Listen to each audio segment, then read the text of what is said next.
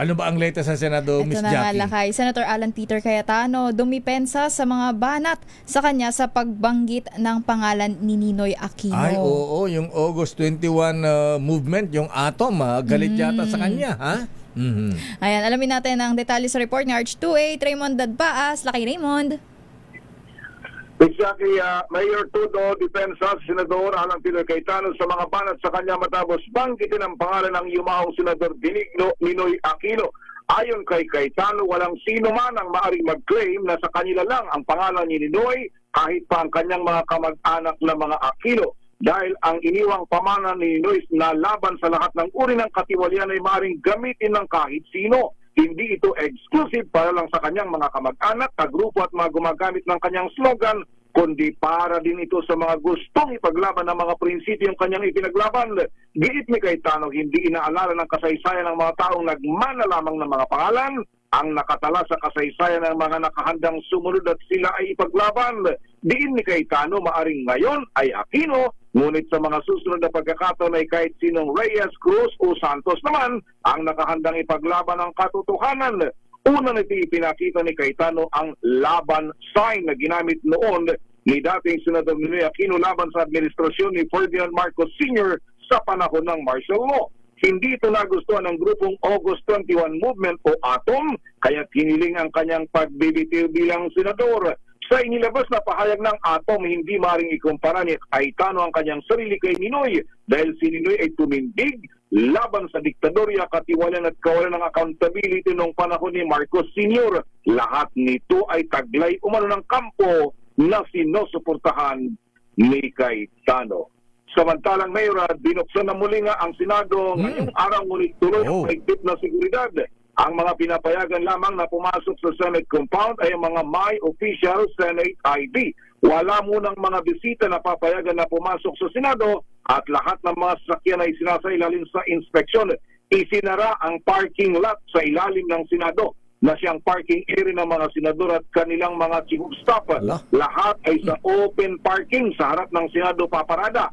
Sa parking lot sa ilalim kasi idinadaan mayor ng mga senador ang ilan sa kanilang mga bisita. Oh, doon na tinatakas.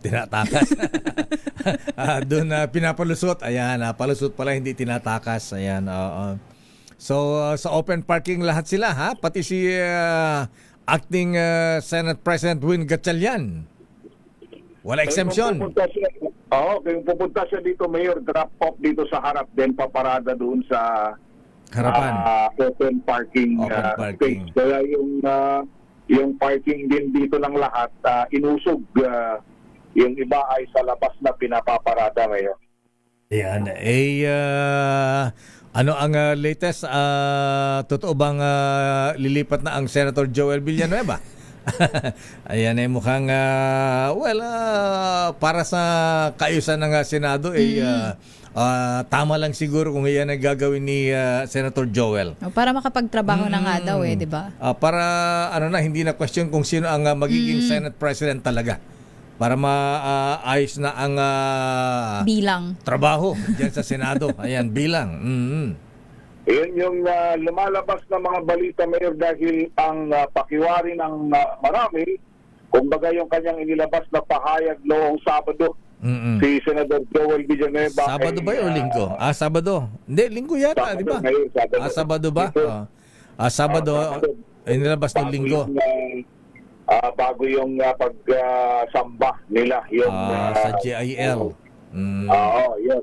Nalabas na pahayag na wala naman siyang direktang sinasabi. Kaya lang kung mag-in lang ang pagkakabanggit na kung magpatawag daw ng special session, nakahanda siyang dumalo. Sa kabila kasi nung 3 araw na huling araw ng sesyon, kasama siya doon sa hindi nagpakita dito sa Senado, Mayor. Pero pagka may special session, ang grupo ba ni Senator Alan Peter a-attend? Wala pang kasiguruhan na Mayor, pero kung makuha ng majority yung quorum, gaya ng kanilang pinanindigan dahil 12 na daw ang quorum at lalo kung magkatotoo na madadagdagan pa ng isa, 13, then that would be the majority, Mayor. kung kumbaga sa anumang bagay na sa parliamentary procedure, kung ayaw nilang sumipot, tuloy pa rin yung trabaho ng Senado. Once na nakuha yung quorum, lalo na kung makuha yung majority. Abay, abangan natin kung dumating din yung isang babae at isang lalaking senador at isang hardliner daw ng Cayetano Black. Yung nakiusap doon sa isang senador din na ay Wag ka tumawa, ibalita mo. ayun ang usap-usapan dito talagang nagkakasitaan pala tungkol yan sa flood control na yan. Talaga. Dibdibang usapan yan, Mayor. Kaya nga dito, may mga bumaba dito at nagtatanong kung doon sa schedule. Kasi may kumakalat sa social media, Mayor, na bukas daw may hearing ang Blue Ribbon. Ang Senate, ang Blue Ribbon. Kaninong Blue Ribbon? Yun. Kaninong committee? Kay Marcoleta o kay Senator Erwin Tulfo? Mayroon pang isang committee ngayon, Mayor. Ano? Tatlo. Anong committee? Kay Mike Defensor. Ano naman yan?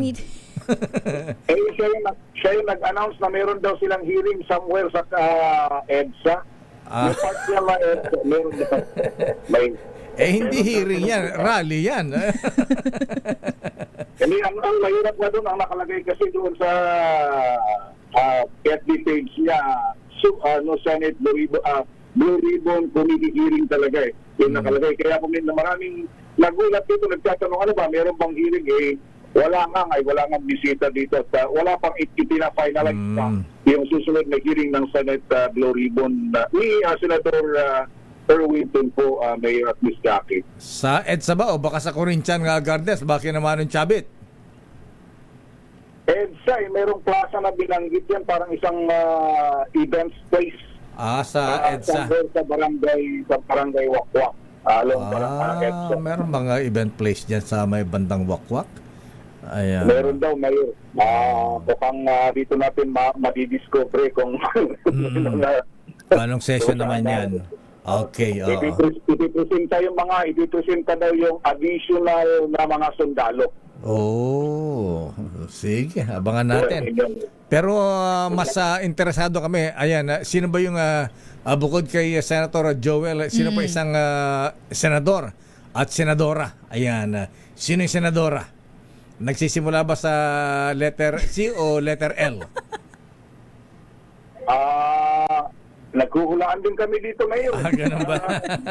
Toss coin din daw eh. At yung isa pang senador ay nagsisimula ba sa letter M? Ayan. O R. Initials lang, initials.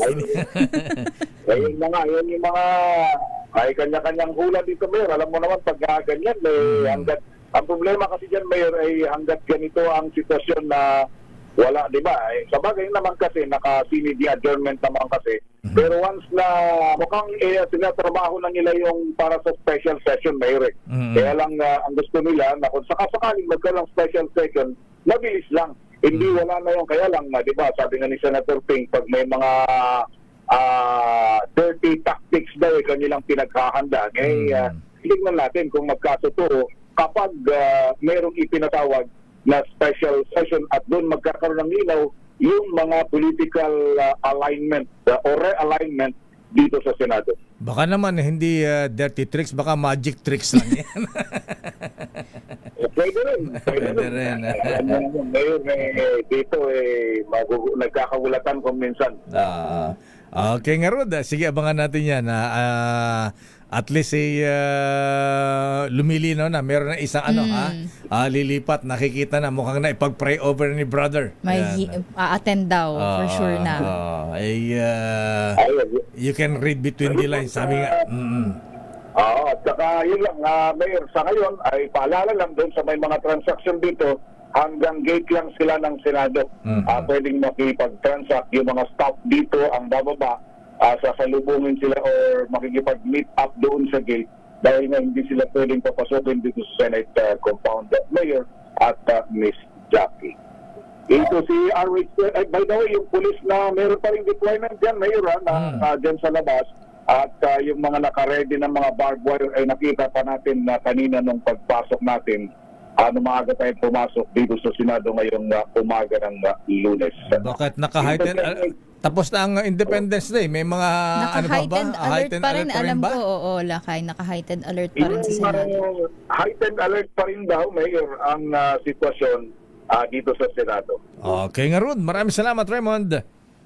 Mula sa Senado, ito si RH28 Raymond Agbas para sa DZRH, una sa Pilipinas, una sa Pilipino. Dummy.